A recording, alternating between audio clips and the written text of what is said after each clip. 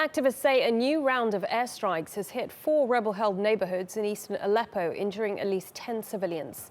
They're also accusing the Syrian regime of again using phosphorus bombs that have hit residential areas. These chemical weapons are banned under international law. The attacks are part of an intensified ground offensive by the regime to recapture the city of Aleppo. Well, as that offensive continues, the U.S. State Department says it's providing $364 million in humanitarian aid for victims of the conflict. The money is, of course, badly needed as medical facilities inside Syria repeatedly come under attack. In the northern city of Jarablus, the Turkish Health Ministry has opened a new hospital.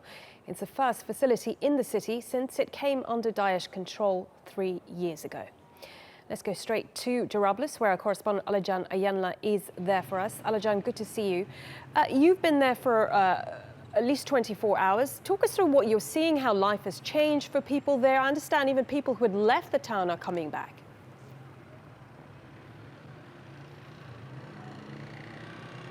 Indeed, that's correct, Malene. Well, I can tell you that life is bustling in the town of Jarablus as much as it can be.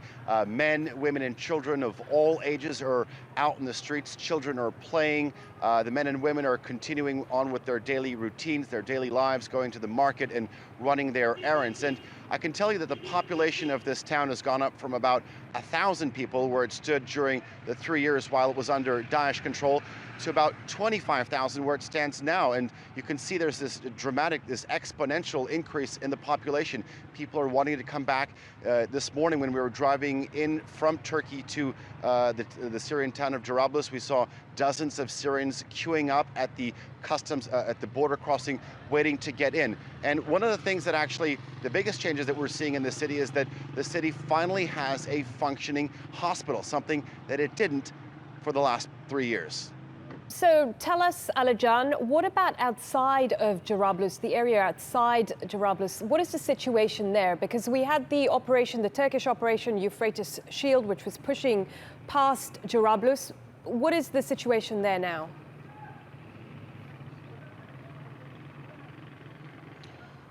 Well, Operation Euphrates Shield has entered its next phase, phase 3, and the primary goal there is to actually increase the amount of land that is actually, or liberate from Daesh control. Currently, that stands at around 900 square kilometers, hoping with this operation to bump that up, that number up to about 5,000 square kilometers. I think the next city that's on the target, or actually, which is hoping to be liberated from Daesh under this operation, is the city of Al-Bab. But actually, west of Al-Bab, the humanitarian situation in Aleppo continues to worsen. We know that the Assad regime announced 6 days ago a new and intensified military campaign to take full control of the city. We are hearing reports from on the ground that 10 civilians have died in concentrated airstrikes since Wednesday morning, and also that the city's 2 main hospitals have also been hit. And they're also reporting that the Assad regime is deploying a large number of troops, tanks, as well as military vehicles around the city. So it looks like this preparatory phase in terms of a push to take full control of the city is actually is nearing its final phases before they start this ground assault. Malene? Alican, many thanks for that. Alican Ayanlar there for us in Jarablus in Syria.